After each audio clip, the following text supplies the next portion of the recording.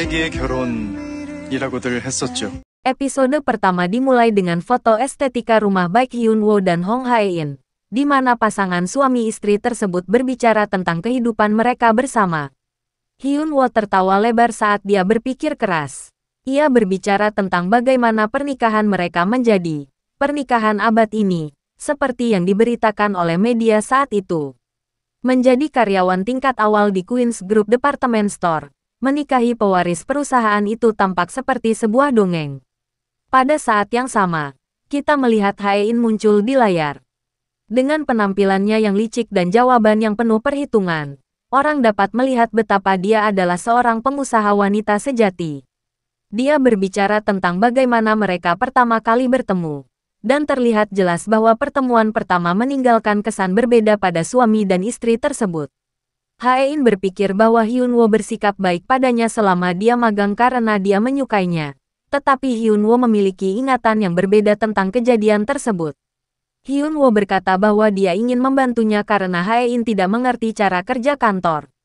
Melalui perbincangan dan banyak perbincangan, Hyun-woo akhirnya mengakui cintanya, tanpa mengetahui bahwa Hae-in adalah pewaris Queens Group Department Store. Begitu Hae-in mengungkapkan identitasnya, Hyun-woo langsung pergi dari hidupnya. Alih-alih kecewa dengan situasinya, Hae-in malah mendaratkan helikopternya di kampung halaman Hyun-woo untuk membawanya kembali. Saat ini, kisah cinta mereka ternyata tampak sedikit berbeda dari wawancara. Sementara Hae-in adalah CEO perusahaan, Hyun-woo memimpin tim hukum. Mereka tinggal di kamar terpisah dan menjalani kehidupan terpisah, meski berada di rumah yang sama. Tinggal bersama mertuanya yang konglomerat, Hyun-woo merasa tercekik dan merasa tidak nyaman, apalagi istrinya tidak memihaknya di depan semua orang. Sekarang Hyun-woo ingin menceraikan Hae-in, tapi takut dengan reaksi dia dan keluarganya. Sehingga Hyun-woo memutuskan untuk tetap bungkam.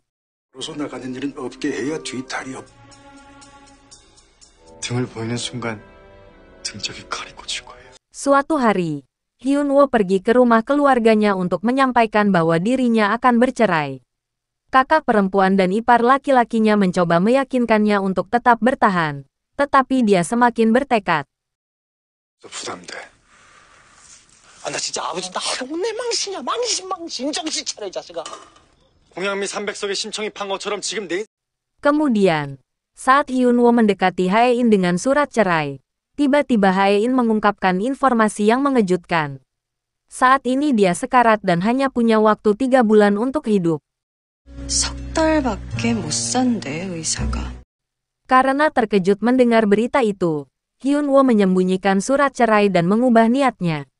Dia berpura-pura meminta maaf atas perilakunya dan berjanji untuk memperlakukannya lebih baik. Hyun-woo juga memeluknya erat-erat, yang membuat Hae-in tak bisa berkata-kata.